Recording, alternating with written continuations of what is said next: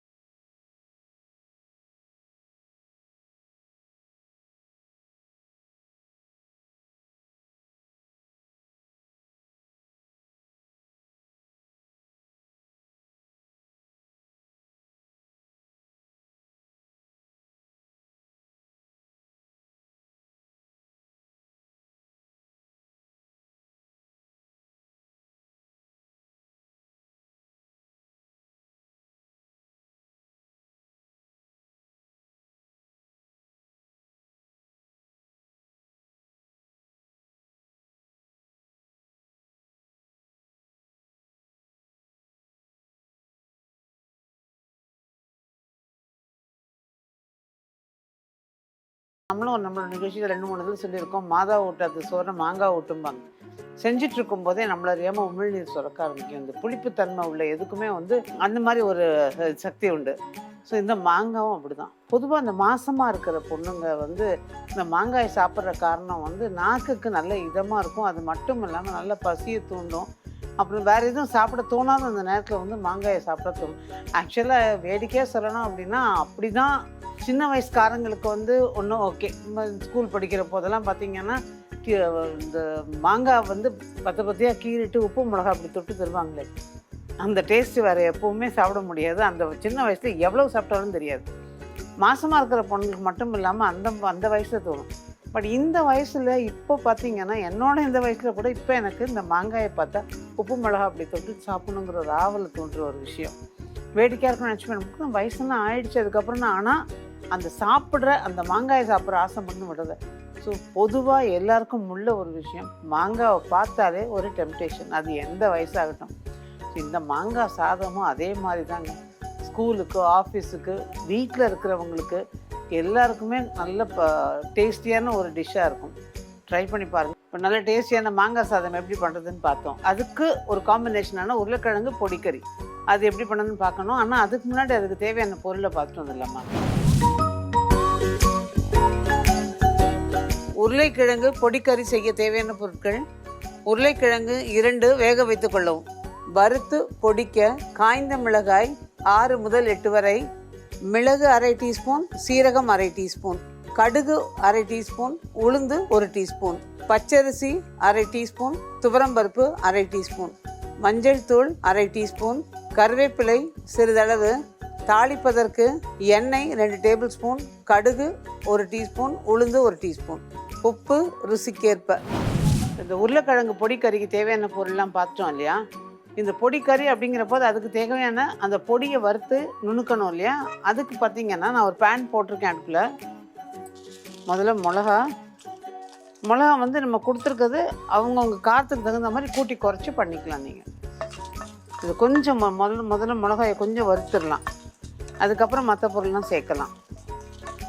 ஆனால் இந்த பொடி வந்து நல்லா வறுத்துட்டு கூடின மட்டும் நல்லா அரைச்சிடுங்க.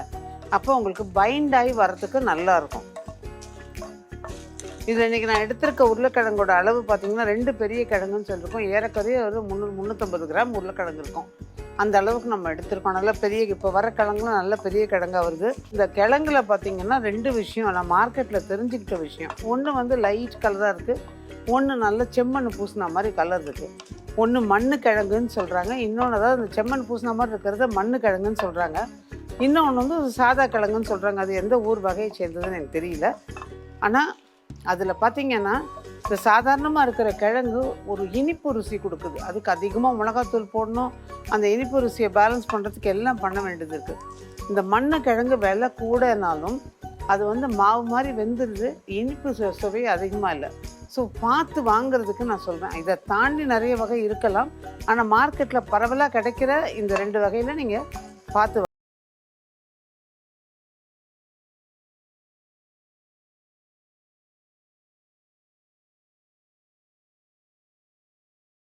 கடுகு, உளுந்து இந்த பொடியை நல்லா வறுத்து பொடி பண்ணிடணும்.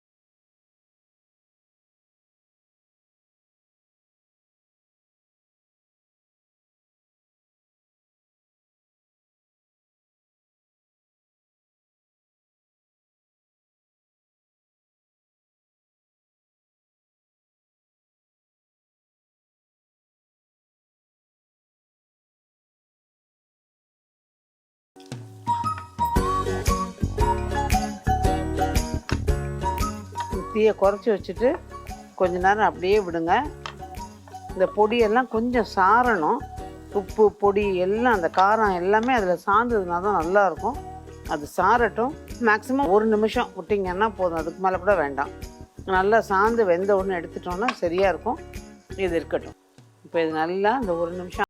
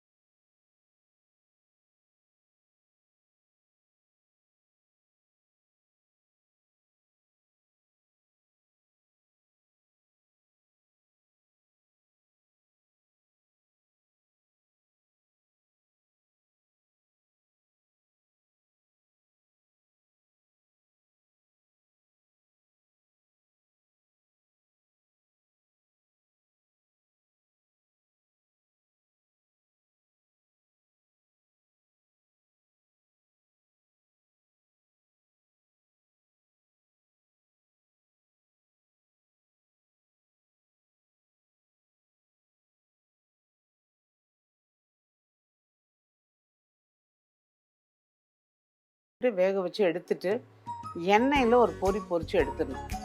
அந்த எண்ணெயில் பொரிச்சு எடுக்கும்போது ஆக்சுவலாக எண்ணெய் ரொம்ப குடிக்காதானா எண்ணெய் நல்லா காஞ்சிருக்கணும்.